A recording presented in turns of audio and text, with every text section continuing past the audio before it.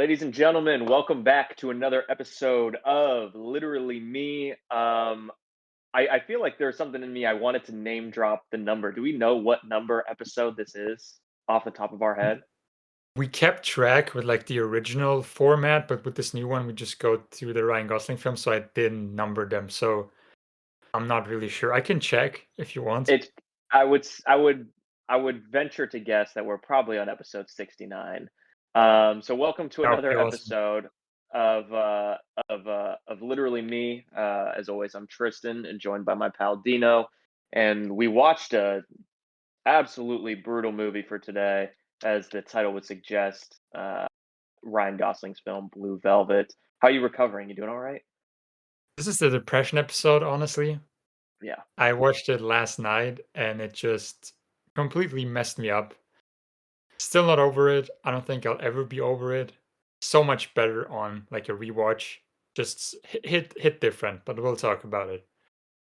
Yeah, I'm hold on, I'm literally counting right now. This is episode well, I think we have a 36th one that isn't released yet as of now. I think this is 37 I think this is 36. Oh yeah, 37. You're right. You're because right. we recorded one last week. Yeah. Yep. That'll be out, I guess, tomorrow at the time of this recording. But yeah, I'm excited to get into Blue Valentine.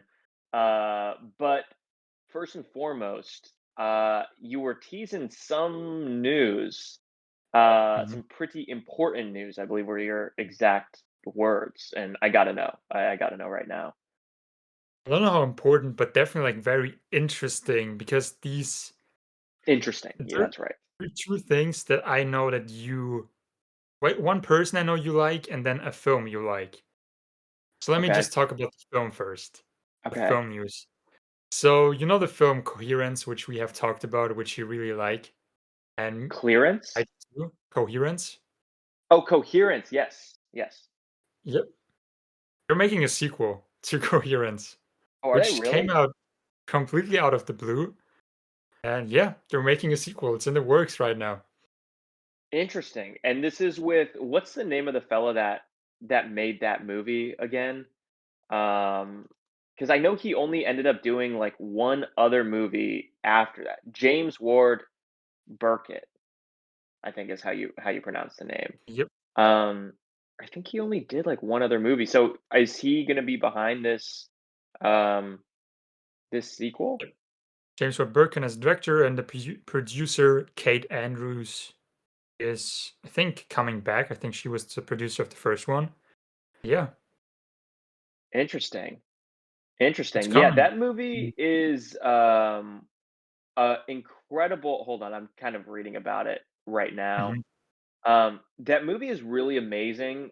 I think more so because of the way in which the film was made is so like just so far up my alley in terms of things that I like Mhm. and am excited by. Um and for those who are unaware, Coherence is like a very dense movie. Like it's very tough to follow. But what this James Ward Burkett or whatever fella did is he completely improvised. All the actors completely improvised on this film. No one had any lines. He just gave them like a note card or something every day when they would show up. That would show like this is what you're going to try to do when we film, and he would pretty much pit them all up against each other, and especially for a film that's this dense and this like convoluted, not necessarily in a bad way, but just so much going on. The fact that absolutely none of the actors, I think only one, actually knew what was going on. It's crazy that they were able, no pun intended, to get a coherent film out of it because the way in which they made it is so incoherent. Again, no pun intended, but I'm excited for that. I don't know. It's interesting. Like you said, it's interesting. It's definitely interesting. Like I would have never thought that that film would get a sequel because it just if you watch the film, like your mind doesn't jump like, oh, I need to know how this goes further. I mean, it's pretty much Yeah. just its own thing, and it's like you said, very Yeah. convoluted and very chaotic, but in a good way. But I'm excited, honestly. Like he is a very creative man, so very Yeah. creative writer, and I'm excited what they end up with, what they haven't like planned, and yeah, it's an interesting Yeah. sequel. for sure. What's the, now what's the other one you have on the Mhm. docket? Okay, so our girl Sandra Hüller, who I Uh-huh. know you've like grown very fond of her in like the recent couple and with Anatomy of a Fall and The Zone of Zone of Interest. interest. Well, she'll be in a film with our boy Ryan Gosling because she's just been cast in Project Hail Mary, directed by Phil Lord and Chris Miller, the film we talked about Oh, a couple yeah. episodes ago. What is that movie about again? It's based on the book. It's about this astronaut who has like amnesia. Oh, He falls into a coma yeah. and forgets that he's like on a mission to save humanity. I think I haven't read the Yeah, book yet, yeah, but I that's want to. right. But yeah, she'll star alongside Ryan Gosling in this one, which is super interesting. And I wanted Wow. to hear your thoughts on this. No, that's fucking dope. I do remember now talking like, I remember the name, but I didn't really remember the plot. I couldn't, because I know there's been some Gosling news that have just pissed me off more than have excited me, but I think this maybe was one that I actually was Yeah, maybe excited by. But that's awesome. She rules. She's good in Zone of Interest, but she's amazing in Anatomy of a Fall. absolutely. I'm glad she's getting like international recognition because she's been like a Me too. big name in Germany for a long time. Yeah, And the fact that she's she's been like out now here. with yeah, now with like the last Oscar season, I mean, she killed it. So I'm just glad she's getting like that Hollywood recognition. And to star along with Ryan Gosling, our boy, I just think that's a very cool way Hell yeah, for that's a fucking great entry back into the a Western mainstream sense, I suppose. absolutely. And I remember we talked about this film because the guys they did 21 like the Jump Street films and produced Spider Verse. And that was Oh that episode yeah. where we didn't record, Oh and you were yeah. like, No. "Yeah, Yeah. Okay. No, I remember. Actually, I think that reveal pissed me off. Now that I'm remembering back, I think uh-huh." that news of Gosling maybe did piss me off I think because you were intrigued by the plot. I think, okay, but it I'm not. seems I don't just remember. based on who's behind. Like, I feel like I'd be like, so he's making a movie with the guys who did 21 Jump, which is funny, but Mhm. again, it's not what I'm looking for from my guy. But that it does seem cool. See him back in space again after First Man. Absolutely. Hopefully, it's a little bit different of an experience. I hope so. It sounds like very experimental from like the plot details. So, and I want to read the book soon, so I'll report back if Yeah, like the story is good in my opinion. yeah, please do. Please Mm. do. Speaking of good stories, though, I know we've both watched some interesting and some good stuff. You've watched some really good shit Mhm. recently. What you mentioned Possessor before we recorded. Is this your first time Yeah, watching it? first time watching it, I remember us talking about it, and it wasn't available here yet. And Yeah, then I found it on Amazon, and I was just like, I'm gonna watch it because I'm very interested by like Brandon Cronenberg and his film because I recently watched Infinity Pool, which I had in my top 10 list for yeah. last year. So I was like, I need to see what else he made. And I remember our discussion or you telling me about Possessor. Very fucked up and very interesting. Oh yeah, it's an Very like, incredible movie. I did not expect because I didn't know anything about it except like what you told me. And it didn't go into detail. You were more like broad with it, more Yeah, so of the feel of the film. And yeah, very wild and I'm just super excited to see like what else he does because two films I've seen so far, and they've both been incredible. I loved Infinity Pool more just because of like the personal really. connection I had with like the place they were at. Yeah, yeah, that's But true. this was just equally as messed up and just honestly super great. So yeah. It's like a to me, I think like Possessor of I've seen I think he's done 3 films. I've seen all 3. He did another film called Antiviral prior Mhm, to, Possessor, and I think Possessor is, like, far and away the best one. I love mhm. Infinity Pool as well, but Possessor is just like, to me, I'm like, "Oh, this is, like, a better version of, like, Tenet," like, a more up my alley version of, like, Tenet in a weird way. Agreed. Um and it's a I mean, it's just an incredible movie that like, that blend of sci-fi with action, with horror, like, he just, like, combined all of the greatest stuff together, even some, like, noir kind of, like, tropes and stuff. Yeah. um, all together in one. So it's like all the shit that I like that he's just melded together. And in Infinity Pool, he kind of did the same thing, but instead of like noir, he's like also throwing in comedy. And Mhm, so he has a really like impeccable sense of blending all the genres that I like. Um, and it's funny because Antiviral is a good movie, but it's not. It's like a straightforward single genre sci-fi sort of body horror thing.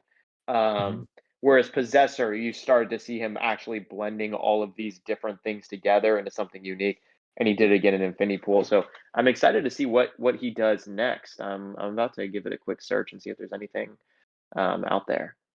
But I haven't seen Antiviral yet, but I feel like definitely like he is not just slowly, like very quickly giving like developing his own style and not like his dad. Like you can see some influences from his dad for sure, but he just makes Mm. something so new and so different by blending these genres together in a very coherent way.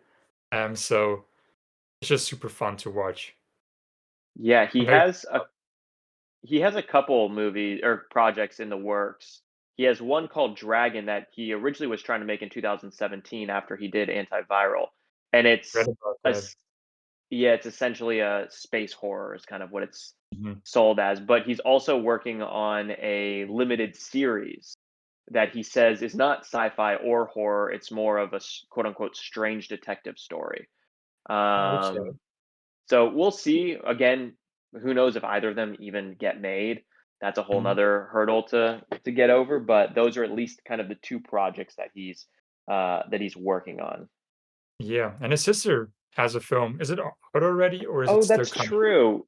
Yeah, is that oh no, the Shrouds is David's new film. What's um what the I fuck don't is her remember movie his title. called? I just know we talked about it. Humane. Man. Humane. Mhm. Yeah, it comes out. I know it's available now to rent. It came out in April, actually. Okay. It's not out here, so I wouldn't be able to watch Interesting. it.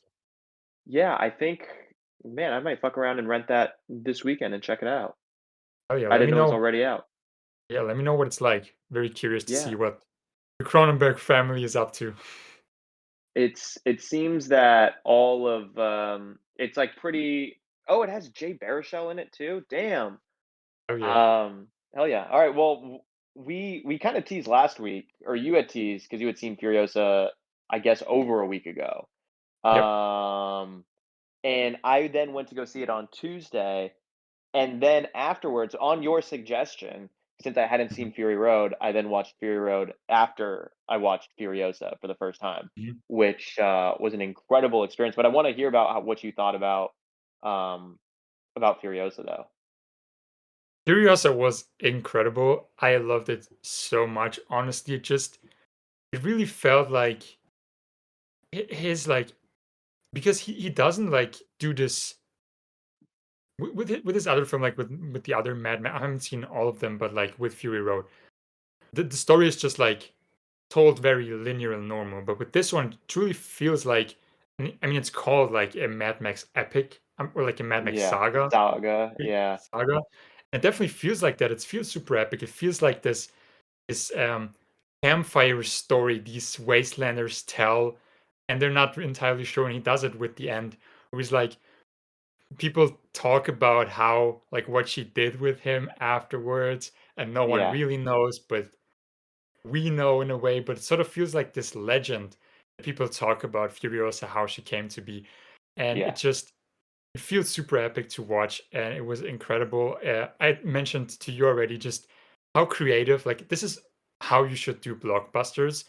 I know a lot of people are talking about how it's not performing well and how it's not that good in some people's eyes, but I think with Dune and with this one, like, this is how blockbusters should be done because you feel the creativity, you feel the heart, you feel the time and just the thoughts put into this one. And I think it's so creative. I mean, that scene where they're transporting the thing and there's all these different guys with like it felt like some Looney Tunes shit, honestly, with like oh yeah, dudes flying around with those weird ass motor jetpack things. like propeller Yeah, things. those Yeah, backpack things. And just people flying around in the air, like their legs doing this crazy shit. there's this one guy in the beginning where he gets shot off his motorcycle, and then they pan over and it's just like his legs sticking out in the most Yeah. cartoonish way ever. Yeah. I just love that, and it looked beautiful. It's amazing. I had such a great time. So I'm very curious to hear your thoughts because I read something already, and you need to tell Yeah. us about your Yeah, experience. so I went to go see it on Tuesday, as I've mentioned. I take advantage of the AMC Tuesdays. So I went, like, in the middle of the afternoon. I think I went at, like, literally, like, 2 PM or something like that. So middle of the day, but I'm watching it, and I'm fucking having a great time. I had not seen Fury Road, and I wasn't even, like, so over the top excited to check it out. I'm like, "I'll check it out because it's new, and I'm just curious to see what's coming out and stuff." Mhm, Um, but I wasn't, like, super over the top, like, "Oh my god, I can't wait. I love Mad Max." Like, I kind of avoided Fury Road because it looked so cartoony and so just, like, frenetic and, like, chaotic that I'm like, "I don't really know that this is my vibe." mhm. So I went into Furiosa kind of blind, and I was fucking with it. Like, I think the first hour of Furiosa is, like, fantastic. Like, literally, like, pedal to the metal, did not stop for a full hour, maybe even more, maybe even, like, an hour 15, Mhm, um, where it is just going, going, going. It's going hard as fuck. The opening, like, with her mom, is, like, super tense and sad as shit. I was here for it. And then, like, the middle, they start to then kind of actually get into the exposition, then it feels like, which I was still here for. But the thing which you mentioned that you read, which I mentioned on my letterbox review, I say that in quotes because I don't they're not reviews, but mhm. just ways for me to remember it. I'm watching the movie and we're getting to, like, the final climax. Like, I've sat through 2 hours of it, and we're getting there, and I'm like, "All right, like, this is it. She's finally about to face off against Dementis." Like, she was about to go chase after him because he, like, went off with, like, with his own crew or whatever. Spoilers, by the way. Holy shit, spoiler alert. Yeah, spoilers for the We whole we thing. really don't ever say spoiler alert, and then we proceed to always spoil the fuck out of everything. But, um when he goes off, I'm like, "All right, fuck yeah, let's go." And it was like I blinked, and the next thing I know, when I open my eyes, all the lights are on in the theater, the credits are done, and there's some fucking kid who works at AMC with his fucking broom and sweep pan thing, waking me up like, "Hey, bro, you gotta get up." And I'm just like, "What? What the fuck is going on?" And he's like, "You didn't like the movie?" I'm like, "I did like the movie." I was like, "I really liked it, but I have no idea what happened. I just fell asleep. Maybe somebody roofied me, like, my water that I had, and I didn't know, and then I just fell asleep, got touched, and then, was left alone in the theater. Um, Mhm, but I enjoyed it, and then I Googled, like, the Wikipedia plot, and it was literally just, like, the last, like, paragraph of the plot was what I mhm. missed, So you know which is what what happened. yeah, which I wanna ask, do they show spoiler alert again, skip ahead 30 seconds, spoiler, but Mhm. it said something that they, like, hook him up and he's, like, alive and they use his body as fertilizer. Do they actually show it? They Oh, do? yeah. They Okay. show it, and it's super incredible. It's honestly, like, one of my favorite Fuck. scenes. They just Okay. pan down, and Chris Hemsworth, you gotta give, like, credit to Chris Hemsworth because his performance, you can tell how much fun he had Oh, as, yeah, like, an he killed that Australian shit too. dude being, like, a villain on Mad Max. Yeah. Time of his life, Oh, yeah, and super 100%. fun to watch, and, yeah, they again, spoilers, they completely show it, like, they pan down, it's just him, like, laying there, and then you can just see, like, where his where his, like, dick starts, there's just, like, this giant tree Oh, shit. growing, and his legs are, like, just not existed anymore, it's just, like, all the tree is pretty much taking over, and it's taking his body as nourishment to make what she says, like, to make something beautiful, like the Yeah, peach or whatever it was that she ate. yeah. Yeah, it's honestly one of the greatest endings. And the Okay, way I'm gonna what you also missed is, like, their interaction because okay. she captures him, and she's, like, not really sure what to do with him, and he's like, "Do you have the guts to make it epic?" And they just have He this says back that? and he says that. Ah, that's And they just sick. have this back and forth where he's like, "If you wanna do it, like, you have to do it epic or don't do it at all, like, just kill me already." And she's like, "No." She tortures him. It goes on, like, that scene just goes on for so long because she's not really sure what to do, like, how can she be satisfied? with this. If Yeah, she just kills him and they go over this, like if she just kills him, it's just gonna be over. It's not gonna bring anyone yeah, back. If she tortures him too long, she's gonna like lose interest in it. yeah. They go on for such a long time and then they end it in like no one knows. Like there's just rumors of what she did with him. And then like, oh, but the narrator says like, oh, she told me what really happened. And then it just pans up um to like the mountain up top and he's just like laying there in the mountain and no one can see him. It's Oh just my god. it's like cave Okay, on the mountain.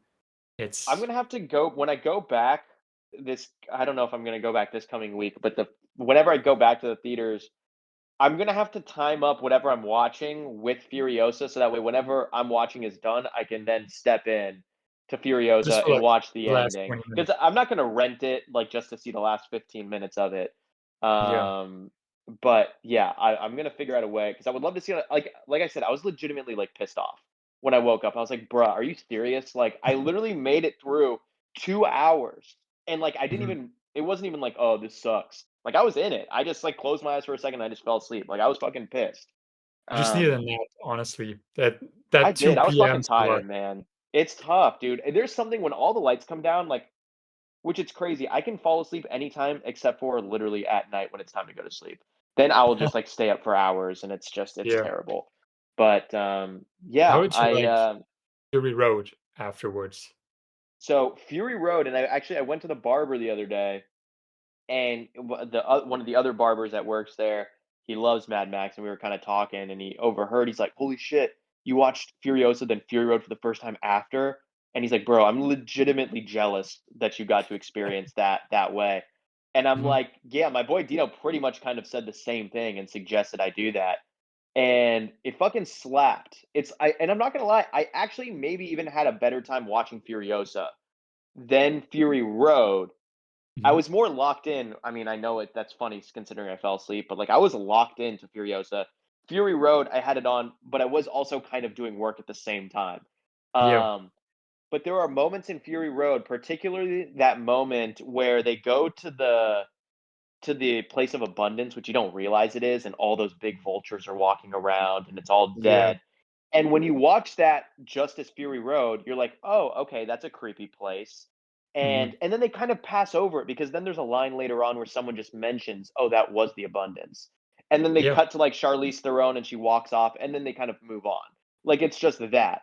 But Mhm. having actually seen the abundance in the opening scene of Furiosa and then seeing that the next day, I was like, "Oh, fuck." Now, like, Charlize Theron, Furiosa, her Yep. reaction actually hit way fucking harder than it would Mhm. have with me not seeing that, because beforehand, they don't you don't ever see it and they don't make notes, so it's just like, "Oh, okay, that's a thing," but, like, I don't get the importance of it until and then I saw Furiosa, and I was like, "Okay, now I really get it."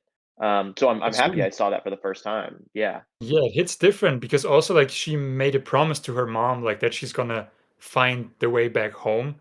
And then she Yeah. finally does. So you just like the way she then just walks there, just completely devastated, falls to the ground, just screaming with Yeah. like all the sand around her, like in the wind. It's just incredible. As someone like actually played the video game, like the Mad Max video game that came out Oh, you did? around like when Fury Road came out, I played that Yeah. shit. That was so incredible. And just as someone who played that, it's like Furiosa has a lot of things that you experience in the game, like they bring it in. And so Oh, because in really? the game you have this whole world, you have like Gas Town, which I don't know if like any other I haven't seen like the first three Mad Max films. I Yeah. don't know if like that was established, but like Gas Town and the Bullet Farm, those are places in the game.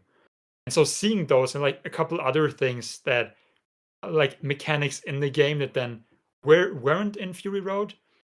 And I Yeah. think they were like from like actual notes from George Miller. I think he had like this whole thing Cool. mapped out, but only could do those things for the film. So the game, they took those ideas, expanded them, and then Sure. seeing those in like this next film was just very rewarding as someone who has played the game, which I really liked. So it made the experience even better for me. That's fucking dope. Yeah, I'm sure that probably George Miller had a very precise sort of blueprint of what the world is, you know? Yeah. Um That is super dope, though. Shall we go ahead and get into our movie of this week, the true depression of this episode? I don't know if I'm ready, but let's do it. All right, let's do it. Like we mentioned at the top, today we are discussing next up in our Ryan Gosling filmography, Trek, of course, Blue Valentine from 2010. His first collabo with Derek Cianfrance, and has Michelle Williams in it, and it's Derek's first movie as well to actually be distributed and released to the world. Um, Not either of our first time watching it, correct? Yeah, I've seen it once a long time ago. How long ago? Do you remember how long? And do you remember like how you felt after you saw it? So it was probably, I'm not sure what I said because I bought like, it was this, when I told about like the place beyond the pines, that I bought it off of someone on like eBay because I wanted to go through Ryan Gosling's filmography, and he had like this bundle. So it was Blue Valentine, it was the place beyond the pines, and then he threw in like the place beyond the pines soundtrack. So it was Oh, around that cool. time. Like I had like a Cien Friends double Okay. feature pretty much that I did. So Okay. probably like 10 years ago, Okay. maybe less, 7, 6, something like that. 6, 7, Okay. 6 years ago. And I liked it. I liked it a lot. It was definitely like a film that I liked, but I didn't think about it all too much. Like I did think about, but not as much. So watching this again, and you mentioned it off the pod just before we started recording, like a lot of things felt like watching them for the first time again because I didn't remember them. Like I've had this clear image of like the ending or like that shot of Ryan Gosling on like the near the Brooklyn Bridge. I think it is Hmm. like those shots and just a couple story moments, but a lot of things I forgot. And in like the last couple of weeks, I just randomly popped in my head again, and I kept thinking about Blue Valentine. Blue Valentine was super excited to check it out again, and then on rewatch, it just hit. It hit so different. It hit me like a truck moving at like like super speed.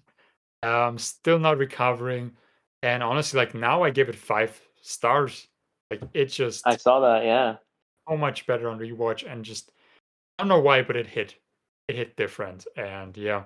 What about your Yeah, I experience? no, yeah, I feel about the same. I think I probably saw it like 10 years ago. I think it's one of those that I was too young the first time I saw it to actually like be able to identify with any of the experiences that they were going through or to like relate to it in any kind of way.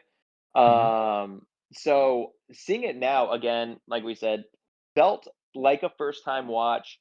Certain moments here, I remember in front of the store with the ukulele, that scene very clearly. The last shot, I remember very clearly. But everything else, like, felt super new, and it's yeah. I mean, I watched it here. I mean, I watched it this morning again. I put it on at like 8:15 a.m. So I just got right into the fucking sadness for the day, and was like, "Fuck it, I'm just gonna ruin the rest of my Saturday here." Um, but yeah, dude, it fucking slapped. It's incredible movie, and again, just made me think like I really wish Gosling was the one who's cast in Derek's next movie. What's it called again? The Roof Man? The Roof Man, yeah. Or The just Roof Roof. Man, yeah. Yeah. I wish so badly that he was there to complete the trifecta. But either way. Still Yeah, got it's time. it's yeah. Derek just has a way of, and I've only seen these two films. I haven't seen the Michael Fassbender. Is it Light Michael Between Oceans? Fassbender? Light Yeah, Between and then he Oceans? did one with like Mark Ruffalo or something like 2 years That's a ago or that's three a years TV ago. show. Oh, is it a show? Okay, It's a okay, show, yeah. I haven't seen that okay. one either. It's like the only Yeah, thing I so haven't seen. I really got you because this kind of left me not quite as shook as I was when I saw Place Beyond the Pines again. Because Place Mhm. Beyond the Pines, every time I see that, is just like my entire world is shook. But this is like the next peg, like right under it, essentially. Oh, yeah. Um, I mean, just a great fucking movie. Absolutely. Do you have like? Was there a certain moment in it that kind of fucked you up the most? I mean, the whole film, honestly, like, that ending, even though I knew was coming, it just hit so much harder. I forgot that he again, spoilers for Blue Valentine. We're Yeah, gonna talk spoilers. I kind of forgot that he's not the dad of the daughter. me too. And so when the plot, I was like, and just before they revealed it, I was like, oh shit, I remember. Like, did I remember correctly? I wasn't sure. And then it happened. And I'm like, oh. And just the way, like, it just messed me up so much because I forgot, like, how hard he was trying Oh, to yeah. stay with her and how much she resented him in a way. Mhm. It just, it made me so sad, honestly. But as far as like favorite moment, I really like when they're walking around the city at like night, and then they have to they talk about their talent. So he starts singing and she starts tap dancing, and those are real talents of theirs that they did not reveal to each other. So Derek Mhm. Cianfrance, a little fun fact, like he told them, "Do you have?" He asked them, like, "Do you have a special talent?" And Michelle Williams is like, "I can tap dance." He's like, "Cool, keep it in your back pocket. Don't tell Ryan about it." And he did the same with Ryan. So you see, like a lot of, and they talk about it on the making of, which I watched. Like a lot of the scenes are first takes. A lot of the scenes where they Interesting. just improvised, and that's why it feels so real. And that's why I love about the film. Like it feels like watching two people fall in love and out of love. Like it actually feels so real. And they lived in that house for like a month, I think. And Derek Sanfrance was like, "You're gonna live here with the daughter, make memories in that house. So once you have to like move away from that and just break everything up, it just hits you differently as well. You can see it in the performances. So I just think it's such a unique way of making films. Because this film, I think he was making it for like close to 10 years, I think. Just Yeah. collaborating every time, like getting coffee with Ryan, getting coffee with Michelle, just talking about it and developing like those characters in the story and just the realness of it. And I think like that's definitely one thing of Derek Cianfrance that I just love how human his films feel, how real they feel. That's just a quality that I like aspire so much. And yeah, it's just so incredible. Do you have a favorite scene moment or Yeah, I do have one moment in particular that kinda hit me, and it kinda goes hand in hand with what you were just saying about how hard, like, Ryan Gosling's character, Dean, I guess the character's name, how hard he was really trying to stay in it. And there's one scene, it's after, like, the big fight at the doctor's office, Mhm. where he punches the fucking creepy doctor, and they're outside, and she's like, "I want a divorce," and he throws the ring, and then she's driving away, and he just, like, gets out of the car while the car is, like, in reverse, and he just, like Yeah. at first, I'm like, "Oh, he's just, like, walking home because he's so pissed off." Like, that's, like, initially, like, what I thought, and then you just see him go into the bushes, and he's just fucking panning through, and he's looking for the ring, and then, like, a few moments go by, and then she comes in, and she starts helping him. It's very sad. I mean, the movie's fucking depressing as shit, man. So depressing. And it's sort of like he wanted to process like the divorce of his parents. So it comes from like such a real place and it just feels so real. And there's so many little moments that make this film like, for example, that old guy, what was he called? That Ryan Gosling helps move? Oh, it wasn't Walter, was it? Was it Walter? Walter. I think it's Walter. Just like moments like that, I completely forgot. Like just so beautiful the way he decorates his little room. Just he puts so much like thought into it, and his coworkers like, "Yo, we gotta go." He's like making sure everything is perfect, bringing Walter, and it's like, "Your shoes are here. This is there. Oh, this is your wife. Damn, she's really beautiful." Things like that. It's just you can tell. Like I think Ryan Gosling had a lot of like input of how this character should act, and I feel like that's a lot of his personality seeping through Dean, Oh, yeah. and it's just damn. I Yeah, because just you see it at the end, like, when it showed at the end, executive producers, Ryan Gosling, Michelle Williams. That's Mhm. when I was like, "Okay, this was very much like all 3 of their films, like, collectively."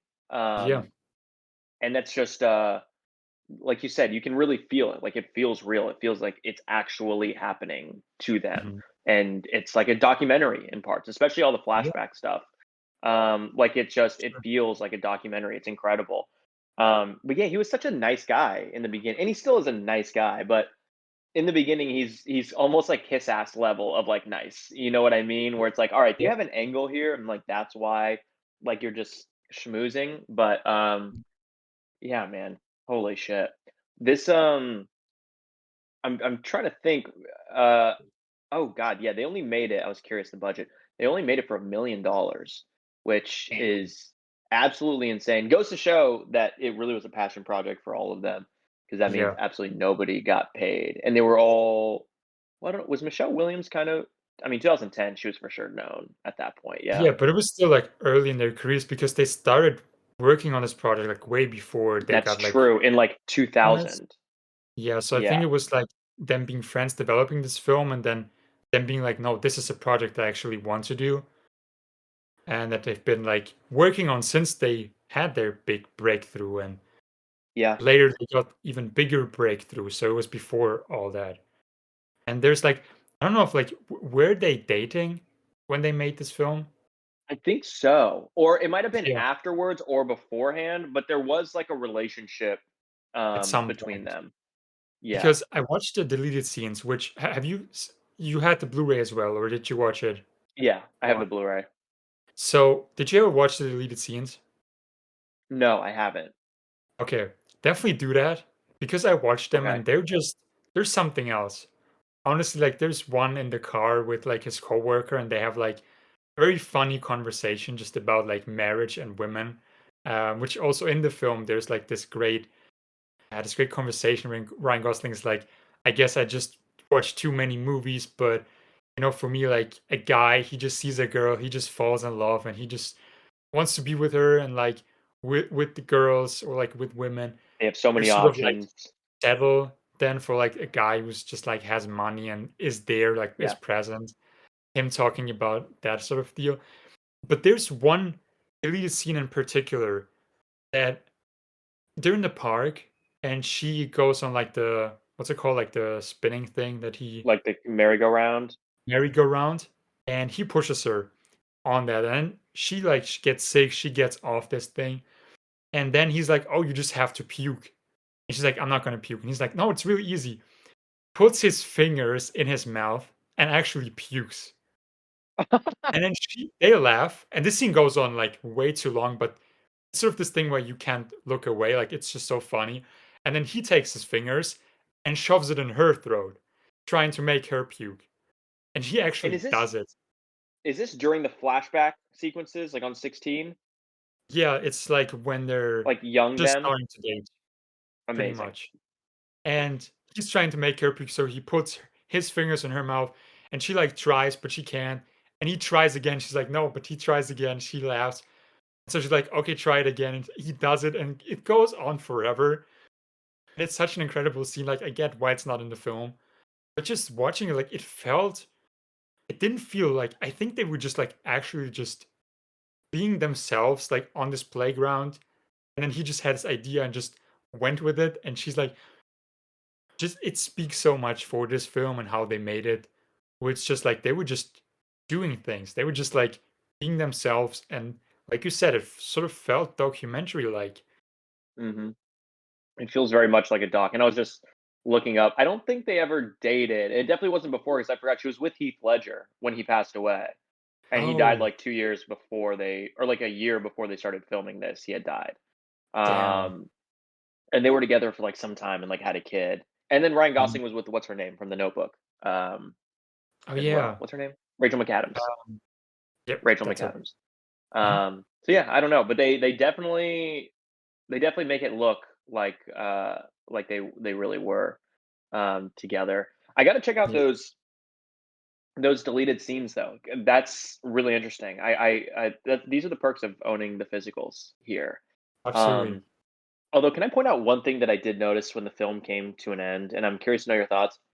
Mhm, I think this film has maybe the worst, like, end credits sequence, like, of all time. Like, did you notice, like, the fireworks and they have, like, these weird, like, photos that pop up, like, in the mhm. fireworks? Was that also kinda jarring to you when you saw that, or am I tripping? The first time I watched it, I didn't like the end credits, but this time around, I've sort of appreciated them in a way. I don't know Really? why. It's very cheesy and it it doesn't really fit with the film in a way. At all. It doesn't It's fit at fun. all. Yeah, but Yeah. I don't know, on rewatch, I kinda appreciate it, and I thought it actually, like, it worked for me this time around. I don't know why, but Interesting. it was Okay. sort of like this beautiful explosion of, like, you know how, like, it's just very fleeting, like, it's beautiful and then it just goes away. I And it's liked how gone. the Yeah. names also just, like, turn to black and then it's, like, lit Yeah. up again, so you see the names and it's gone again. I get what you mean, but this time around, I sort of kinda liked it, honestly, Okay. although it still Interesting. doesn't really fit with the film, but I don't know, I liked it. Yeah, interesting. Okay. Cool. Yeah, no, I just saw that and I was like, this like kind of just took me out of it for a second because I'm like, this feels like it's was taken from like a Lifetime movie or like a Hallmark Channel like romance. Yeah. Like it did not feel I was like, what soap opera did I just watch? Um, but yeah. Yeah. Um, so any other kind of last notes or thoughts before we rank uh I guess how much this guy is literally us? I mean, it's hard still to put, like, any real words because, like, it really messed me up. Like, I can't stop thinking about this film, and I think it just ruined my whole week. Honestly, the way I'll be thinking about this made me very melancholic. Mhm. So yeah, I think those are my closing thoughts, pretty much. Yeah. I feel like I've probably said everything there is to say about this sad ass shit. For right now at least. Well, on a scale of 1 to 10 ukuleles, how much is this guy Dean literally you? I gotta give him a 9, honestly. Like, this is a very much a big, literally me character. I get like the problem, the frustration she has with him, where she's like trying to talk about serious topics, and he's still like this child at heart. Doesn't Mhm. take a lot of things seriously. Um, but I sort of like could relate to that, and also him just being like so happy with his life. She's like, "Oh, you have so much wasted potential." He's just like, I. She tells him like that was also a very great scene, like them in that Oh, yeah. space sex. Afro future Yeah, room or whatever. which was very funny, like him spinning around in the bed with like the rose The in roses. his mouth. But they have this conversation where she's like, "You shouldn't be drinking that early in the morning. Like, doesn't it make you sad that you have a job where you're like at 10 in the morning you're already like drinking?" And he's like, "What are you talking about? This is the best thing. Like, I have a job where I can do that." Yeah. And I get where she's coming from, but also like just him being happy with the life he has because he had stuff with his parents, with his mom and his dad, where his mom wasn't really in his life. So I could definitely see a lot of like my parents in there as well, which resonated with me. So him just trying to be there for the kid, for her, just very sweet and sincere. And yeah, Yeah. so I'll give him a 9. Yeah, I think I probably would give him maybe like a 7. Like I Mhm. can definitely relate. There's a funny thing that I just thought of now again that I was thinking about in the movie where there's this thing where you can look at him and I can see people being like, "Oh, he's like so sweet. He's so good with the girl, with the kids, da da da." And I remember hearing this really funny bit by a comedian, and I don't even think it was like in a stand-up special. I think it was like on a podcast where this like female comedian she said something like, "Oh, women are always like swooning over guys who are good with kids." It's like, yeah, no shit, because guys are dumb. Like they are children, so they're hanging out with other children. Like, of course they can play with Legos and eat food off the table. Like you don't have to be an adult to get Mhm. along with a kid. Which was just like a funny comedic thing, but when you kind of look at it, it's like, oh, I mean, I guess it's kind of true. Yeah. Um, and so in a way, I kind of was thinking about that in the movie. Every time I would like try to almost defend him in because he kind of is like an undefendable sort of person as he grows and gets older. Mhm. In a way, it all makes sense how he kind of got there. But he's really, I personally don't find him to be like that good of a person, personally. Really? Um, Not really. I think he's a bad partner, to be honest with you. I don't think she's great either. I think they're both over time became very bad for each other, though. That's just the Mhm. way that I read it personally. And I'm not saying that you are a bad person since you are a 9 out of 10 on his scale. I don't mean it I like that at understand, yeah. all. Um, I don't know why, but but, it's like, I found it very sweet just how much he cared and how much he was trying. Like, I get her frustration because for her, like, it truly felt like having 2 children, and having Yeah. like to do a lot of these things by yourself, and like um him, like there's also this thing that a lot of people talk about where like a lot of the bad responsibility falls on the woman in a relationship if a guy's like that, where she Yeah. has to be the one to tell like you can't have fun, you have to eat properly, and the dad is just like doing stuff as well, Yeah. so she has to be the bad guy. Yeah. So I understand her, and I know that's not like good for him to do that, but just how sweet he was, like he truly loved her He in definitely his way, and did. he showed it his way, and just like trying so much, like when he's drunk, and like you said, like the ring he throws, like he just gets out, which was also reminded me of like Crazy Stupid Love, where he just gets out the car while she's driving, like Yeah. the thing. Yeah, just jumps out, yeah. Yeah, he just gets out and just tries to find the ring. He's super frustrated, just throwing away the things he picks up off the ground. So Yeah. there was like a lot of sweetness to him that I like. He definitely is, and he's so sympathetic because of those reasons that you still root Mhm. for him. But, like, objectively, I'm like, this guy needs, like, serious therapy and needs to work on himself, and, like, he can't Yeah, actually be upset that this woman doesn't wanna be with him. Like, it makes total sense. If that was, like, my daughter dating a guy like that, I'd be like, "Dude, you gotta leave his ass. He's nice, he's sweet, he loves you, but he has issues. Like, he has hella yeah, issues, and he's not taken any strides to fix any of them at all." And it's yeah, weird because there's a point where at the end, and this is what makes it so like destructive and awful at the end, is when he is fighting, he's like, I'll change, I'll do whatever. It's like you are rooting, you're like, yes. But deep down, I'm like, he's not going to. He's going to tomorrow be the exact same person he was today. And you're just yeah, gonna go through this forever. So in a way, I'm almost like, get the fuck out of there. Like just honestly, you just gotta rip it off like a band-aid now because mhm, he is saying these things and I'm rooting for him and I want him to change and be all these things. But ultimately he's not. But that does make him very relatable though, because I think everyone has a little bit of them in that where everyone is kind of stuck in their way to an extent. And mhm, no matter how much you promise to change, there are certain things that maybe are too difficult to change or impossible to change, yeah, maybe. Um, yeah, so yeah. So anyway, for that reason, I give him a 7. I still very much literally me. yeah. But yeah, It was just to funny agree. seeing like a balding Ryan Gosling. I know. I know. I saw a comment, which I usually hate most reviews and comments on Letterboxd, but I saw one Mhm. that was funny where it's like, "Oh, it's crazy. By the end of this movie, both me and Ryan Gosling were both balding." All the stress. There's a funny review I just read while you were gone. Like a friend of mine, and Mhm. his review was like, "Fuck you to everyone who recommended me this film. This is too sad." Yeah. Yeah. Yeah, that's pretty much how I feel, about Derek in general. I'm just like, "This guy." I said to you, I was like, "This guy fucking disgusts me. Like, how dare you make this shit and give it to the public? That's crazy." Um, well, should we get into our literally me picks for this week? Oh yeah. All right, cool. So you guys know the rules. Every week, Dino and I both bring 4 films that we think are somewhat related, or we think that this particular Gosling character would think is literally him. Um, but yeah, I'm excited. Why don't you go first? I'm excited to hear what you got. So for my first film, I actually have a trilogy. I have three films in one, and I couldn't leave it out. So of course it's the Before trilogy, directed by Richard Linklater.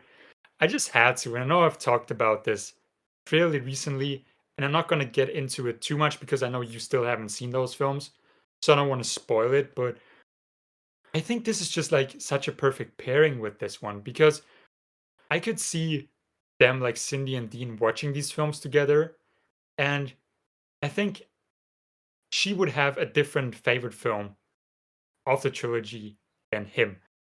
And that's sort of a thing that I also talked about last time, that each film has sort of this different interpretation of love. The first one is this very like idealistic, like this very fantasy, oh, what could be, this very innocent fiction of love. The second one is more of this like regrettable, what could have been sort of love. And the third one is this very realistic love and marriage and the problems that come with it. And that you could see in this film like just the process of them falling in love, how it was, and then slowly getting to when they're married, like the problems that come up. And that's pretty much the Before trilogy. And so I had to include this one. And I would definitely like see them sitting down watching the films and then arguing afterwards about their definition of love and their growth and just something like that. So they could see those characters be like, oh, that's literally me, and that's how our relationship went. So I had to include it. I know it's sort of like a cheap, cheap choice, but I just had to. Which of those movies do you think would be Dean's favorite, and which one do you think? What was her name again? Cindy. Cindy. Which one do you think would have been her favorite So of I the think trilogy? Before Sunrise would be Dean's favorite film. That's the first one, right? That's the first one, and that's because of like this very romantic depiction of love that I think he like, especially when he was young and later still has, like very daring. Where he's like trying to like pretending to jump off the bridge for her and things like that. Yeah. Like I could see him watching Ethan Hawke's character in the Before trilogy, like in Before Sunrise, and being like, "Oh, I can very much relate to this guy and Okay. his idea of love and how everything just seems perfect, and you have this rose-colored glasses on and just brush over the red flags on um because with rose-colored glasses, all the red flags just look like flags, to quote That's BoJack true. Horseman. And I think Cindy's favorite film would actually be Before Midnight, so the third one, which is just Oh, like this interesting. very Yeah.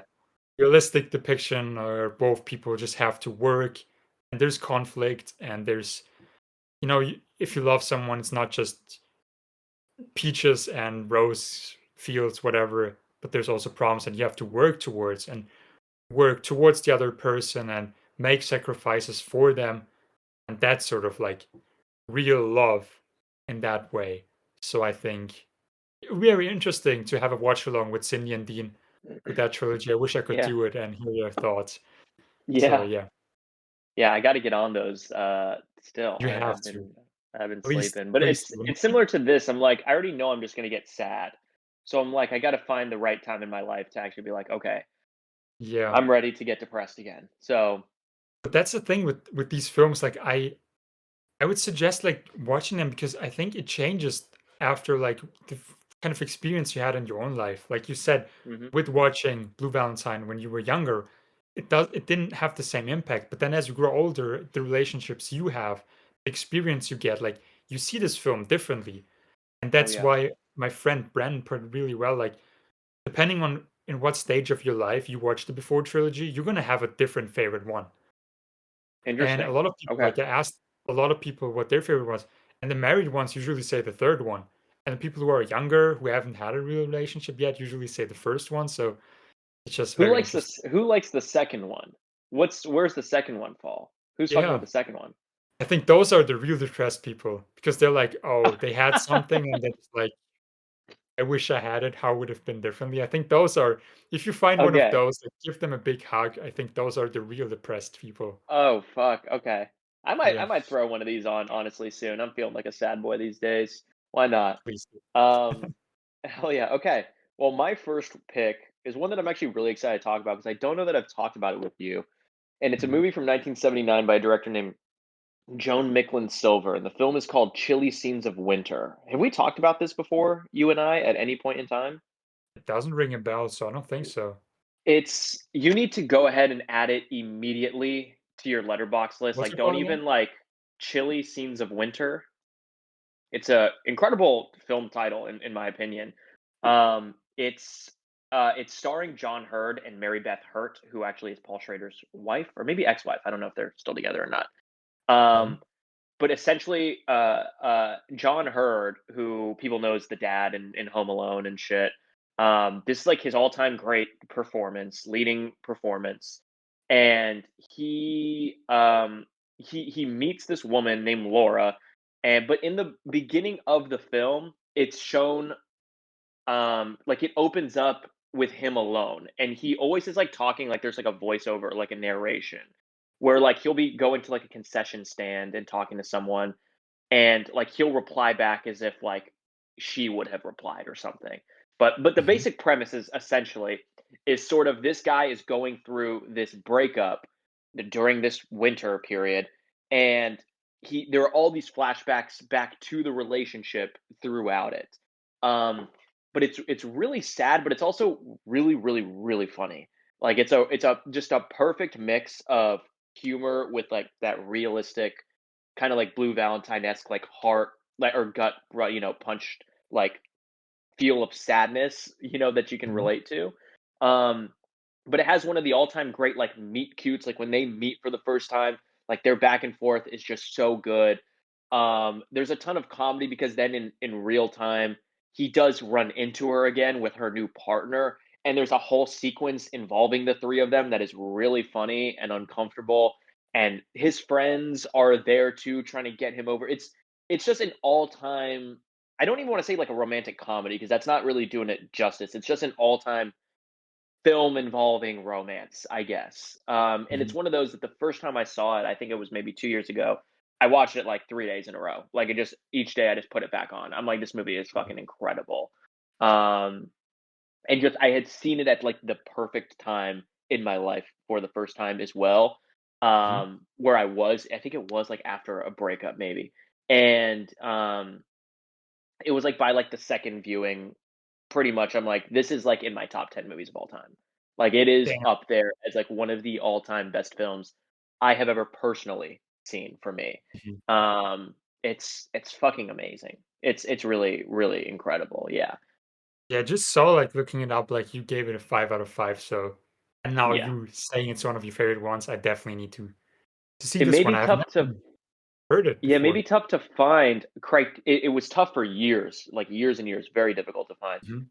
I think there is a copy on YouTube, like a pristine, good, copy. Let me see if I have a note here, saying where I watched it. I don't think I do, but I now have the Blu-ray of it. Criterion just put out a Blu-ray, like, this year, at the beginning of the year. Okay. Um, so there is a copy that you can get. So next Criterion sale, if you jump in there and you want something you have not seen yet, I would highly recommend getting this and watching it there. I think you should watch a good copy of it. But if For to my sure. memory, the one on YouTube is actually like very, very good for if memory serves. Okay. I'll see if I can find it. And if not, I might just purchase it, honestly, because if you say Yeah, it's one of your favorite films, I just have to watch it. So, it's incredible. You will love this movie. Like I know you, okay. you will love it. Yeah. I won't read anything more about it. I'll just Don't. Yeah, don't. go on with what I have right now. Yeah, and I will say, by the way, there's a fun kind of coincidence to one of my other like top 5 favorite movies ever, which you know very well, After Hours. Um, Griffin Dunn, that actor who is the lead in After Hours, he's also one of the leads in American Werewolf in London. Mhm. Um, he has a small part in this, and him and his team produced this film, Chilly Scenes of Winter. And this same crew of people are the same ones who had acquired the rights to the After Hours story and approached Marty Scorsese with it. Oh, So okay. that team sort of put together two of like my top 5, top 10 movies of all time. So shout out to Griffin Dunn for that. I might just have to do double feature then because I still haven't seen After Hours. I know you haven't. I know I've talked your ear off about it for literally years now at this point, but um, they don't pair well as a double feature, I don't think at all, like, it's 2 completely different vibes, Yeah, but but that might still, honestly be fun for the viewing experience. exactly. Two complete different movies. I mean, they don't always have to be like about the same topic. Sometimes it's fun to have two complete Yeah, opposites, pretty much, but like done by the same people, and maybe you start seeing some similarities. Maybe not. I mean, maybe they're complete polar opposites. Still cool yeah, to I have like think those special screenings. oh, yeah, I think the polar oppositeness of the 2 movies Mhm. would probably make it really interesting. But start with Chilly Scenes of Winter, so that way After Hours can, like, try to cheer you up. It really won't, though. You'll be depressed and sad, and then you'll go into After Hours, and Mhm. then you'll just have, like, a panic attack and be anxious for an hour and a half. So pick your poison. Sounds like my kind of weekend, honestly. So. Yeah, for real, me too. What's your second pick, though? Mhm. So for my second pick, I chose a movie called Fingernails. Came out in 2023. It came out on Apple TV Plus. Have you seen it? I just seen that you logged it as well. Yeah, Um, I think we might have mentioned it or talked about it maybe at one point? Maybe not, I don't know. I don't think we have because I Okay, watched it. I think like a month ago. okay. something like that. And the thing is, I really loved this film, like a lot, until the ending happened. And it sort of Yeah, made me think about like how important the ending for a film is, because your film can be so incredible if you have an ending that leaves the viewer so unsatisfied, and not in a way like Blue Valentine also leaves you unsatisfied, but like in a good way. With this one, it's sort of like I left like, oh, there's something missing here, and I hope on rewatch that I appreciate it more. But essentially, it's about this film. What this film is about in the future they have this technology where you can take of like two like a couple their fingernails and put them in this like machine, and you can find out if they love each other. So you can have like a completely negative where both don't love each other. You can have a complete positive where they're both in love, and you can also have like one in love and one not. But if you have that, you don't know who is in love and who isn't. And so pretty much this woman, her and her boyfriend, like they've done this test already, but they want to do it again. And he's not the biggest fan of it. He doesn't um, think much of it, but she wants to do it, and they found out they're still in love. So she secretly starts working at this lab, but doesn't tell her boyfriend about it. There she meets Riz Ahmed's character, who there's sort of like this little thing between them. So she wants to find out if he loves her. Um, so she takes his fingernail and tests it. And they have this thing where like other people come and they sort of try to make them fall in love. They have this exercises with these people that they also then do together. And she finds out that one of them loves the other person and one doesn't. And the thing with that also is you can't love two people at once. yeah, So it's just sort of this thing where it's not really clear who loves whom and things like that. And not to get into the ending because I don't want to spoil it for people. But sort of this film, like it reminded me a lot of Blue Valentine, with like this thing of falling in and out of love and like this unsureness. And yeah, like I said, the ending, I don't know, what are your thoughts about it? Did you like the ending? I don't know if this was just like a me problem, but it sort of felt like not as engaging as like the first half. yeah. To be honest, I don't even remember exactly like what the ending was. I Mhm. just remember I'm like, the premise is a great premise. The idea is amazing. I think maybe it was just executed wrong.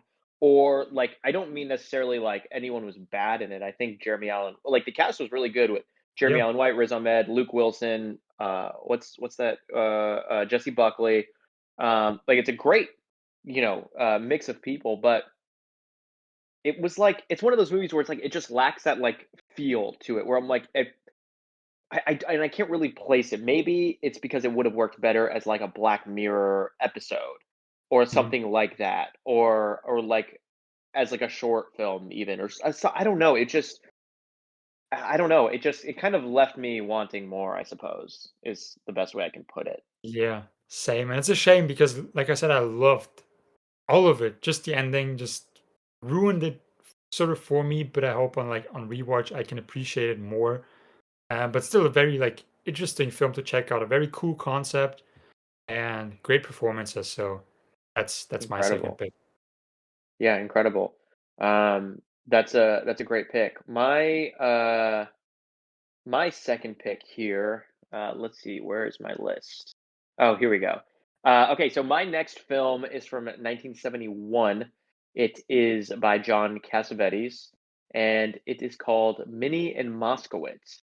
And it has John Cassavetes' wife, Jenna Rowlands, and a longtime collaborator, Seymour Cassell, as the titular Minnie and Moskowitz.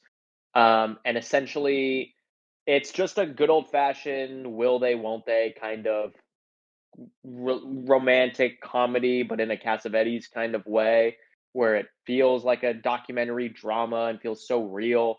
But essentially, Jenna Rowlands, who is Minnie, she she goes on this like blind date with this dude, and the guy's like a complete piece of shit.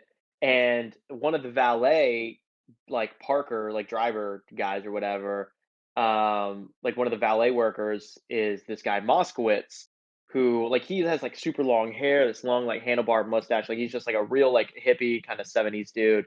That's Seymour Cassell, and he essentially like gets into a fight with this guy because he's like, "How dare you treat this woman this way?" Like he's so over the top, and they meet this way, and he's already like immediately in love with her, and he's just so um open about the way that he feels, and she's like, because like when you look at them, it's like they shouldn't be together, like just optically, I guess.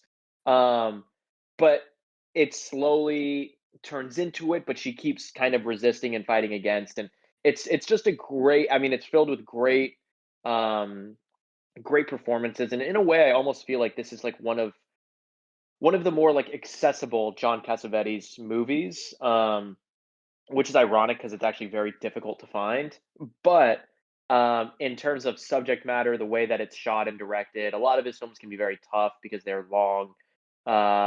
It's a lot of just conversations, a lot of extreme close-ups that you can't really see what's going on. And this kind of has all that, but it does at least move sort of with a little bit more of a traditional pace and more of a traditional kind of structure in a way. Um, so for that reason, it's very accessible, but it's a fantastic movie and one of those where you're really rooting for them to work. Even though despite all appearances, it probably shouldn't. But it's a great movie, and I think uh, if you're want to see a good original kind of romantic comedy drama thing, like this is another sort of cream of the crop option for sure. Heard good things about it. I've yet to see a John Cassavetes film. Like I've never seen one of his films. Yeah, But this one is definitely like one that is talked about a lot. So yeah, it's I highly recommend it. It's kind of among like the real Cassavetes enthusiasts, I feel like. mhm, Because even Criterion, they have a great Cassavetes box set, and it's not included in that, and it's only includes like the big five, like mhm. Killing of a Chinese Bookie, Woman Under the Influence, Shadows, Faces, and Opening Night. Um, but this is kind of like on that second tier where it's like sort of like the enthusiasts know, where it's like this and Love Streams and like Gloria and like those Cassavetes films. Um, but yeah, absolutely incredible. I think also maybe on YouTube, but I wouldn't be shocked if it was terrible quality. Are you a fan of John Cassavetes? Like, would you consider yourself like a Oh, he's literally like my top 5 directors ever. Yeah, damn, 100%. Yeah. okay. I have to get into Yes. his filmography. Oh, you I have feel to. like I would like his films a lot, like his style. You would. You would love John Cassavetes. I thought you had at least seen Woman Under the Influence at this point. Uh, Never. yeah, you should. I mean, they're right. Like you would. You like Linklater, you'll like Cassavetes. Even if you like the Safdie brothers, there is Cassavetes in there as well. Okay. John Baker, there are a lot of influences of Cassavetes. Like you'll see when you see his films, all these people are all Mhm. me. Everyone does. Yeah. I gotta get into it soon, honestly. If I find like them available anywhere, like a couple of his films, I'll definitely do like Yeah, what I did with Ozu, like just watch all his films back yeah. to Just back. go in order from the beginning and go Mhm. through for sure. But Awesome. yeah, Minion Moskowitz, 1971. Mhm.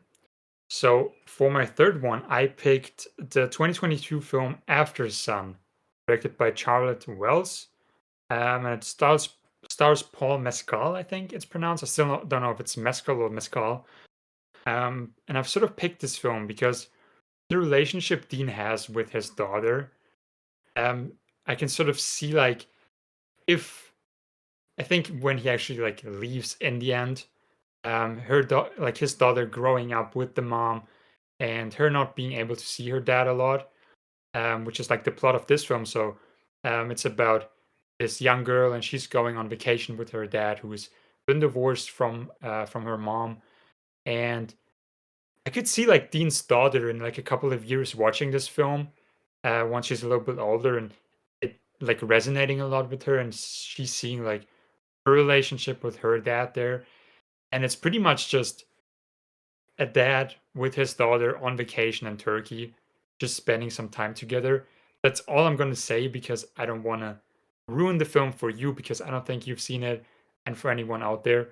But it's just such an incredible film, and it's sort of has like this melancholic feeling because like they don't see each other a lot, and there's sort of like this um, like this a little bit of a distance here because of the circumstances, but not because of how they are. Like he is a good dad, he's taking care Mhm. of her, and they're sort of like overcoming that not being able to see each other a lot. And so it definitely hits on that front. So I could just see her and maybe even him watching and just being like, oh, that's like my relationship with my daughter or what it could lead up to. So that's my third Does pick. Pa does Paul Mescal play the father in that movie? He's a father. Like he's a very young Really? father in this one. Yeah. Oh, okay. Interesting. Yeah. And the I don't daughter know is why I like, thought it was like a romantic drama or something. oh no, it's like, but he's a very young father, so I could like, they don't look that far apart. Um, so it's definitely like that just makes. How old is the daughter supposed to be? I think she's like 12, 13. I don't Okay. remember how old she How is. old is he in real life? Like 30? I think so, like early Okay. 30s, 31, 32. I'm Okay. not sure. Okay. Interesting. Yeah, I heard but it was it's really definitely good like, though from everyone. yeah, it's a great film. So I definitely recommend you checking it out. And like I said, I could just see his like Dean and his daughter just watching this and sort of feeling like relating to it. So yeah. Yeah, for sure. Cool. Well, my third one is kind of a funny one, I guess. But it's a movie that I see is already on your watch list on Letterboxd. And it came out in 1970 by Arthur Hiller. It's called Love Story, starring my guy Ryan O'Neal Mhm. and Ali McGraw, Steve McQueen's better half for some time. This movie, I think maybe I've talked about it with you once before. I think Um, you did, and that's why I put it on my watch yeah. list, or because of Okay. Ryan O'Neal, because I just want to watch more of his films because he's so Yeah. charming. He's that dude. I mean, he was a piece of shit in real life, but on screen he was fucking Was he? amazing. That just Apparently, he was. Well, here's one story for Ryan O'Neal, which this doesn't Mhm. really. I'm not one of those people where I'm like, oh, I can't fuck with him anymore. So if it will Yep. affect you, like I won't tell you. No, But no, no, tell uh, me. I wanna know, but I there, just didn't like he was expect like, it because I thought just by the roles he played, like, just yeah, seemed like a likable guy in real life. he was a huge alcoholic, and I guess was pretty abusive to like his wife and kids and stuff like that. And he Mhm, kind of went away and didn't talk. And there's a story that Tatum O'Neal, the daughter in Paper Moon, tells where like many years later in like the 90s or early 2000s or sometime, obviously she's like a 30-year-old plus woman, whatever. And she said that they were out like some kind of event, and Ryan O'Neal walks up to her and starts flirting with her. He did not recognize that she was his daughter. He's like, "Oh, you're," start and she's like, "Dad, what are you doing?" And he's like, "Oh," like he had no idea apparently. that's that just makes me extremely uncomfortable and sort of Yeah. shadows my world. I'll still watch his films, but that's just Yeah, wow. Ryan O'Neal on screen is still that dude, and honestly, I was still bummed when he passed away. Like, it's people are all shitty. Like, we all look at the movies we talk about. We still say how they're sympathetic. We should at least somehow try to relay that to people in real life. They should be called out on their shit. No, no, not excusing anything, but Yep. let's at least be somewhat sympathetic. Who knows what he had to go through? But anyway, I'm gonna get canceled for that. You might have to cut that shit out, honestly. Um, You said worse uh, things on here, honestly, so I I probably don't think. yeah, I probably have. I've said some crazy shit. Love Story is it's so when I saw it, like was busting out crying. Like my exact review again in quotes on Letterbox is just that I'm ugly crying because I actually like I was like sobbing tears. No Damn. idea why because it's a silly, goofy movie, Mhm. and it just leans into all the tropes. It's very surface level and just big Hollywood. Even though it's the '70s, it was a big mainstream Hollywood thing. Whatever.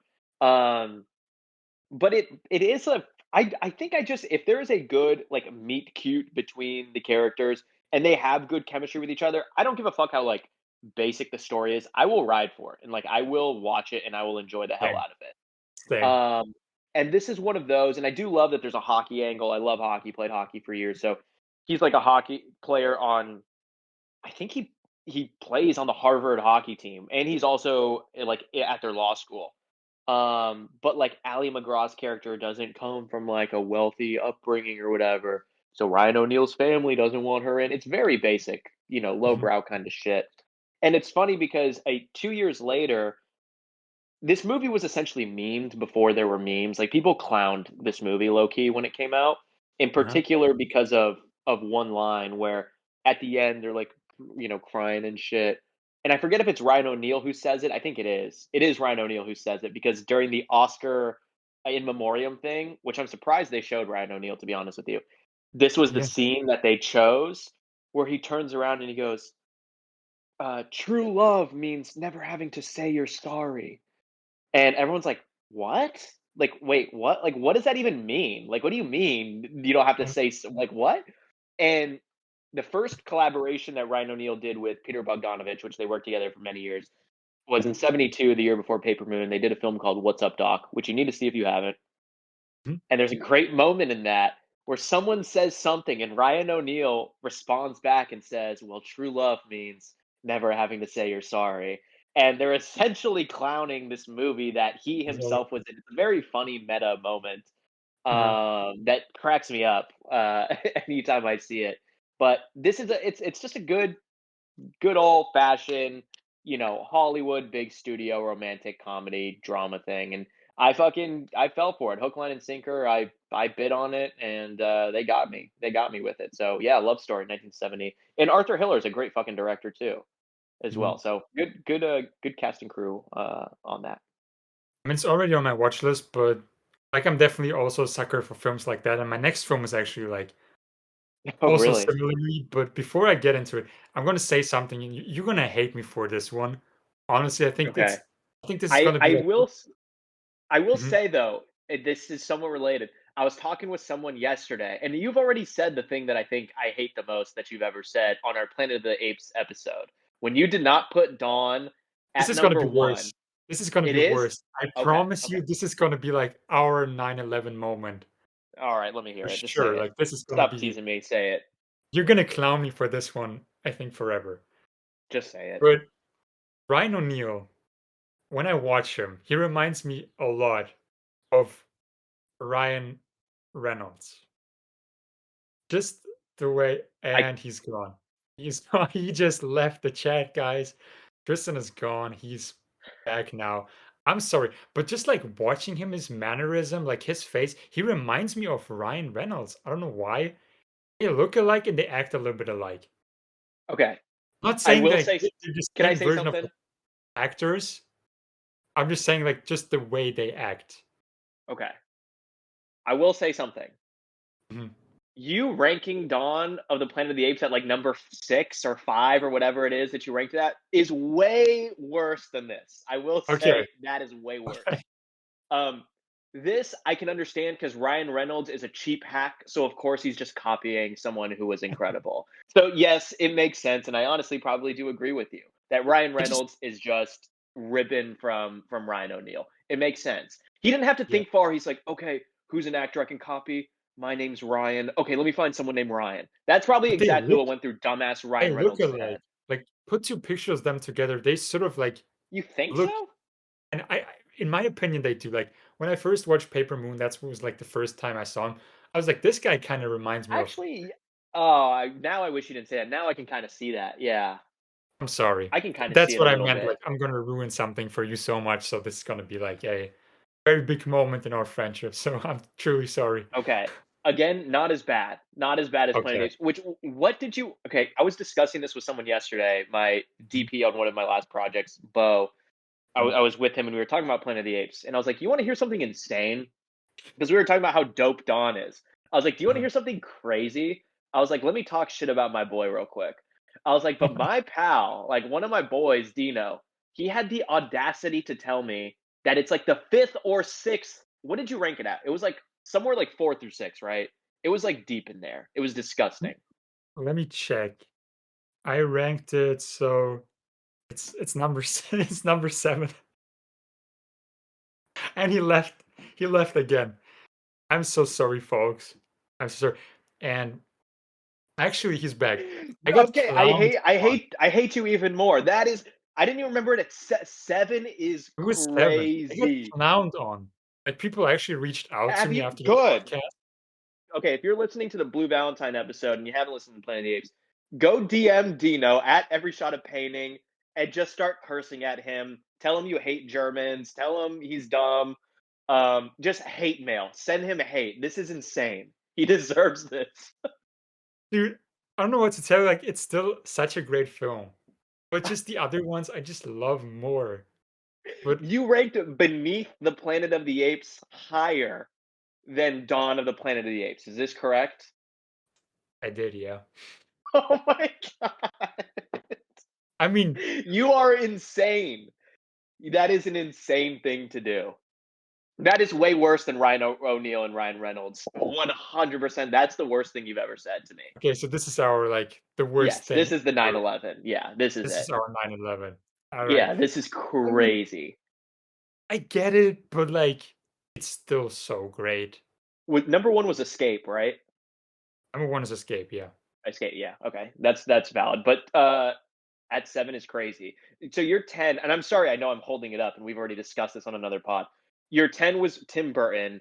Your number 9 was Battle.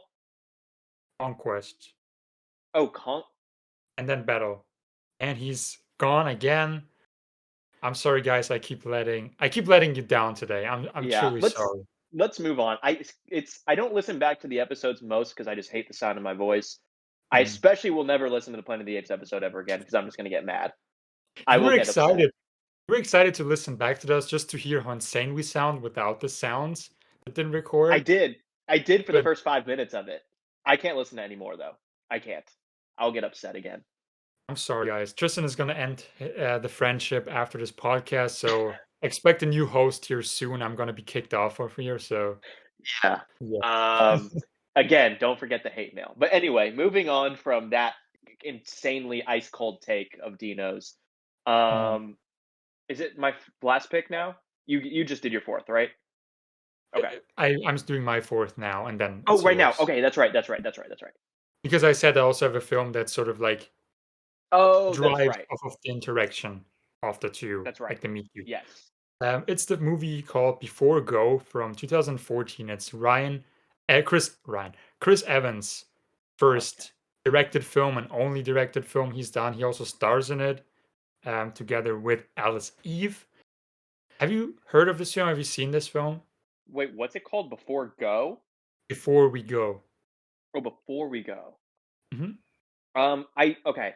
As soon as you said Chris Evans directed it, I did remember it because you've told me about this before. I'm almost positive you I have. think so. I think we Because I talked about. remember because I remember being like, "Chris Evans directed a movie?" I had no idea.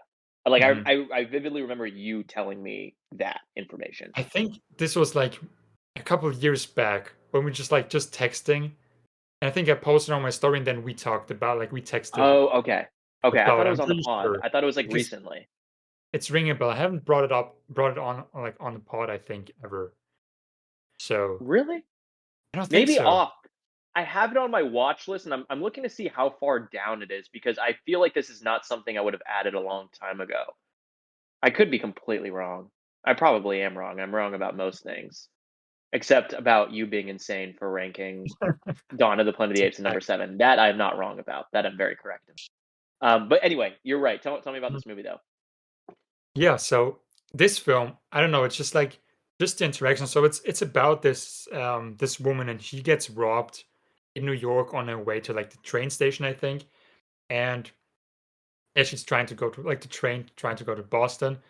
And then she meets Chris Evans' characters who's trying to help her, and they sort of have this like thing cooking. Something is like they're building in their relationship there because she pretty much has to stay the entire night outside in New York, and he walks around with her until the train leaves in the morning. And it reminded me a lot when Dean and Cindy walk like through the city at night, having ice cream, stopping in front of like that clothing store and just hanging out, him playing the instrument. Like it very much. Honestly, I could see like Chris Evans being inspired by that. I don't know if he was, because I think they also play an instrument in this one. I'm pretty sure at some point. But yeah, I could just see Cindy and Dean watching this film, and it like bringing out something in them, like taking them back to like that point in their life when they walked around all night just talking, like bringing out those emotions and like that resonance with them while watching it. It's just a very fun film to watch because of their chemistry and how they build it over that night. Because in the beginning, they don't even like each other that much. Just with Cindy and Dean, where she's like closing the door on him, she just doesn't want to talk to him in sort of a way, but you can tell like she sort of also wants. And with this one, it's also like I don't know, it reminded me a lot of it, and I could see them watching and being like just taking them back to that point in their life. So yeah. Yeah. What are Honestly, our I don't know what thoughts? else to say about this, but Yeah, chat. What are our thoughts on Alice Eve? By the way, what are our thoughts on her? Do we have any I opinions? I don't have any like strong opinions. I like her. I've not seen a lot of her stuff. And I don't think she has been in like a lot of great films. Now looking at her filmography, at least a lot of like not a lot that I like, but do you have But an I do opinion on feel her? like, see, the reason I did was because, which by the way, I just found out maybe 16 seconds ago that she's British. That fucking blew my mind. Mhm. Um, but I watched the John Cena. John Cena has become like low key my dude. Like instead of doing a Tom Cruise pod, I would low key be down to do a John Cena pod as well. Hell yeah. Um, he fucking rules and is so likable, and So fun.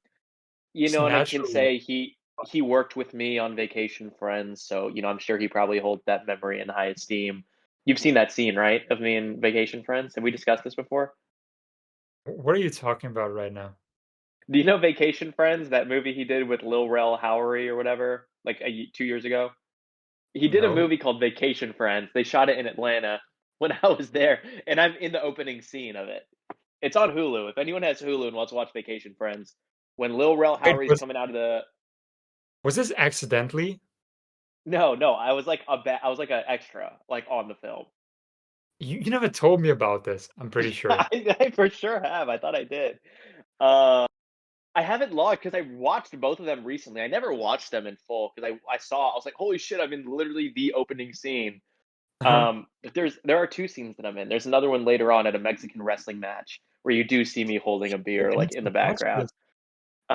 But the opening sequence, I won't tell you where, but it's Lil Rel Mhm. Howery and his wife are arriving at an airport, and they step outside, and in the background, if you look, you will see me with my luggage walking by I'm on gonna the do a curbside. full-on Where's Waldo Dude, watch, dude, where I'm it's in just the first, like, literal 2 minutes, like, it's the first scene. I'm gonna analyze, like, frame for frame, I'm just gonna be looking for Yeah, you, honestly. yeah. I thought for sure you knew about this, but, yeah, this was I think it would have been 2020 or 2021 maybe. Um, but anyway, we worked together on set. It was a great day. I gave him tons of advice. And um, Yeah, how he that's why got he there got was his movie acting career where he is right because of now me. because of your advice. He was gonna quit, and I said, Jack, sit down here, sit on my lap. Um, but I recently he's become one of those dudes where if I see John Cena pop up, I will watch because I think all the comedy he's in are very good. Like that Okay. Cockblockers movie is solid. Mhm. I thought Ricky Stenicki was solid as fuck. I think I gotta watch it. Super people are excited. gonna that might be my Dawn of the Planet of the Apes take, that I think that this movie is like incredible, but it's super funny and super he's so likable. But I watched this Mhm. movie called Freelance that he did last year. I had never heard of it, but I saw it was either on Max or Prime or one of those. And Mhm. so I put it on, and she plays like his wife in it. And I remember just thinking, I'm like, Alice Eve, that is, if anyone forgot kind of how we got here. But I remember thinking, like, yeah, I feel like she pops up all the time. I would never be able to tell what her name is, but it's always like, oh, it's that hot chick who's always like a super solid actress at the same time. And I feel like that's how she is. So that's why I'm curious to know if anyone else has any thoughts or opinions on her. Because I literally up until like 5 days ago, I was like, I don't know her name.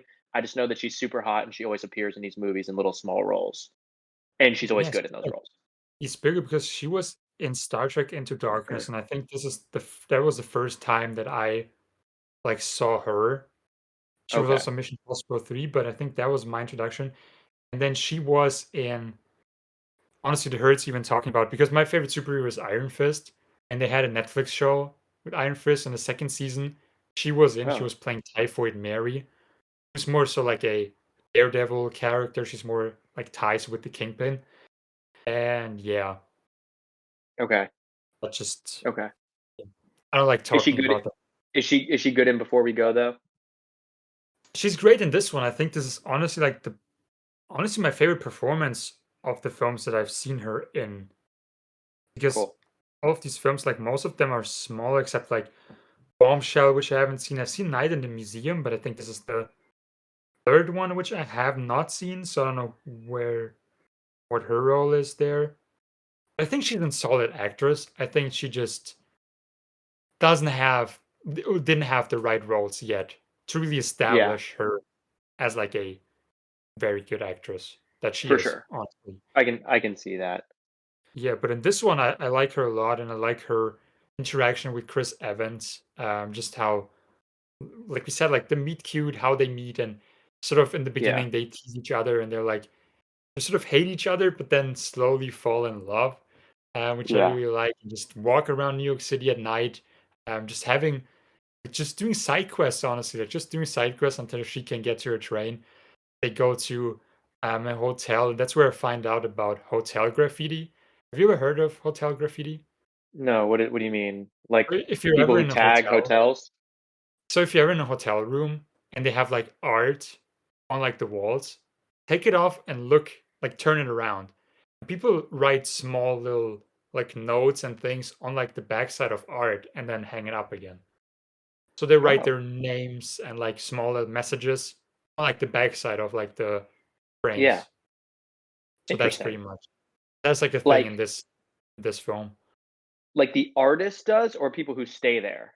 So people who stay in that room Okay, take off okay. like the frame, like the artwork, and then turn it around, write something, and then put it back there. Oh, cool. Okay. It's like a thing for them to like have messages for other people staying in the room in the future, I'm gonna start which is doing graffiti Bibles at hotels. I'm just gonna start writing inside the Bibles in the in the nightstand. oh yeah, is that a crime? I don't think so. No, Yeah, so it's not I don't think. like It could be vandalism maybe if they really tried, but I I don't mean think so. you're not allowed to write on like dollar bills. I think that's a crime. So I thought maybe Bibles as well.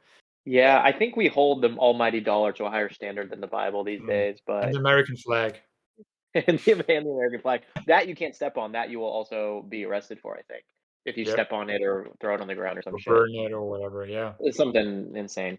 Anyway, but that's before we go, all right, my last pick. hell yeah. My last pick, I'll be very brief about, is one of my all-time favorites as well, keeping it all in the 70s, which was not intended. Mhm. But this is Hal Ashby. I know you got to get into Hal Ashby because you will fucking love this guy as well. His film from 1978, Coming Home, with Jane Fonda, Bruce Dern, and Jon Voight. This is one of those, every time I see it, I don't give a shit what time of year, what time of day, what time of the month it is for me. Tudunch. This movie will make me cry every single time. The way that the ending of this film, the final sequence, I won't even say anything beyond this. The way that Mhm. the final sequence is edited, is written, and with the music, which is one of the greatest songs of all time called Once I Was by Tim Buckley. So damn good. Got it tatted on my arm. Once I Was. Um, One of the greatest songs that has ever been written ever is playing over one of the greatest edited kind of final sequences among three different characters in three different places, all culminating in one. I dare someone to not have like an emotional reaction to the final like sequence of this movie. It is absurd. Hal Ashby, not only is one of the all-time great directors, who had the greatest run of like any 70s director, by the way, put out like 6 movies in like that 10 years. All of them are hitters, every last one. Um, but he was an incredible editor before that. He edited In the Heat of the Night. I believe he won an Oscar for that. But it makes sense, and that's why films like Harold and Maude and Coming Home, all these work so well because of the editing, because he was so precise. The way that he edited is unlike anybody else. Um, and I know that you are. Have you seen Harold and Maude at least, or no? Nope. Okay, all right. This Hal Ashby and John Cassavetes, these 2 guys, like, would be your dudes. So, like, you gotta just stop everything, and you just gotta go after both of them. Get into their Hal A filmography. I have to. Hal Ashby in particular, I think you might even prefer. But both, my god, just, holy shit, and Coming Home is great. But essentially the basic idea is Jane Fonda plays, her husband is Bruce Dern, he goes off to Vietnam, and while he's away, she builds up this relationship because she's volunteering at a hospital with John Voight, who is now, like, paralyzed from the waist down. He's come back from the war, and they kind of begin a relationship, like, a friendship that kind of turns a little romantic, and it's a great film, and it's, a cool triangle sort of movie. And can I mention something as well that just popped in my head that I forgot to say when you talked about fingernails? For sure. I was looking at fingernails again on Letterboxd because I was like, "What the fuck is that girl's name in it?" And I saw a hilarious comment. This has nothing to do with Coming Home or anything. This literally just Uh-huh. popped in my head now because I forgot. There's a Mhm. hilarious comment at the top of the Letterbox things that says, "I gotta see the Past Lives trio do this test and see what the fuck happens." Honestly, we need Um, that. That technology, that yeah, would be super, super yeah. interesting. So just had to mention that. That had nothing to do with Th anything whatsoever.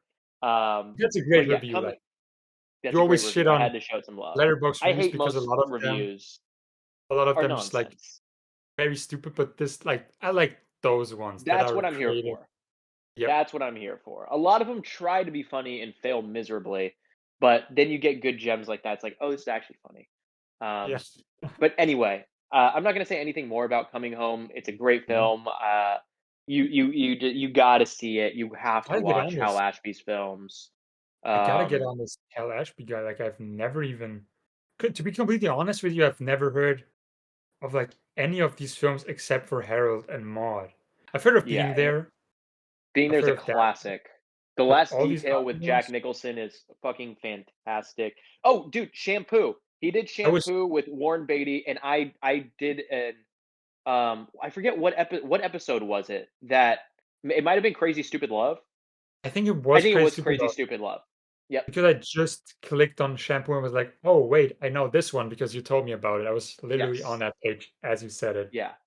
Okay, I Incredible gotta get on filmmaker. this, man. I gotta check out his work, and especially Coming Home. It's funny because I speaking of Jane Fonda, like watched Barbarella for the first time Ooh, I uh, still have not seen Barbarella. just last week. It's incredible. And they're doing a remake.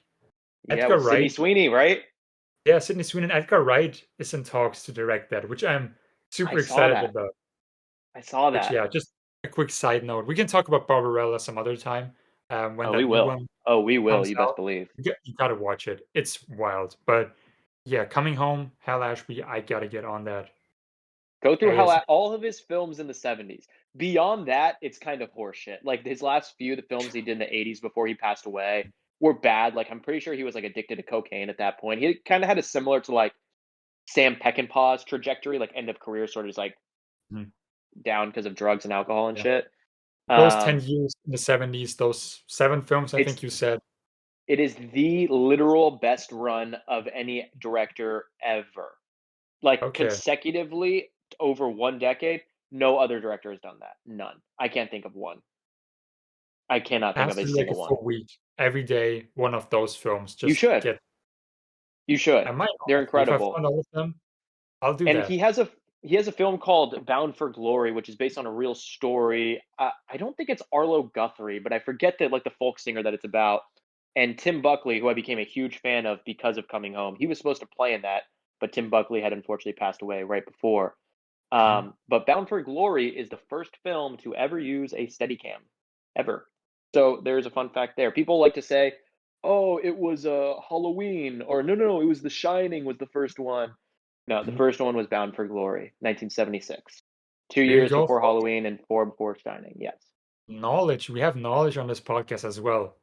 there's a lot So of stupid shit that gets said, but sometimes we do drop some knowledge that is kind of useless information, but nonetheless still knowledge. it's interesting. A lot of stupid shit Yeah. like gone at number 7, but he's gone again. He's gone again, folks. if that's anytime that's ever mentioned on the show, I'm exiting the room. I will be exiting the chat every time. All right. Well, should we go through our top our four picks for this week for anyone Yeah. who's making a list here? Mhm. So I had the Before trilogy, all of the three films. I had Fingernails from 2023, After Sun from 2022, and Before We Go from 2014. Hell yeah! I had Love Story from 1970, Minnie and Moskowitz from 71, Coming Home from 78, and Chilly Scenes of Winter. Gotta see that from 1979. You Really, went all all four of out these. with I kind your of fucking list. snapped. Honestly, I snapped this week. I can't even You lie. I'm snapped looking at this because list. these are all like all in your like top whatever. Except Love Story. Like, Love Story really isn't up there, it just really affected me, but, like, Mhm. Coming Home is, like, top 20, Chilly Scenes is, like, maybe literally top 5 or, like, top 7. Like, it's Damn. up there.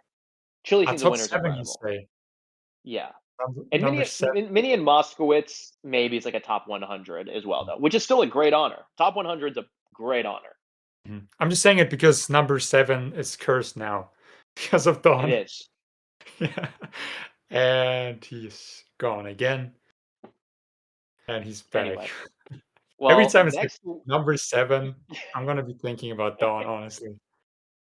And you know what? To bring it full circle, next week's film for Ryan Gosling came out in 2007, There you go. and He's gone again and back. I'm very excited for this one. It's Lars and the Real Girl. We may be having a guest joining us for that one. I did speak to him, and he is super down. And I will be with That's him next week, so we may watch it together in person. mhm. You'll be on vacation, or I'd say maybe we would record it with the two of us in person. But anyway, we'll have a guest on. We'll record that. Well, I guess you guys don't need to know that. That's inside baseball for us. Mhm. You'll get an But I'm episode each week, so you won't know this. regardless, guys. We've been on our shit. If you've been following us from the beginning, we were a little lackadaisical.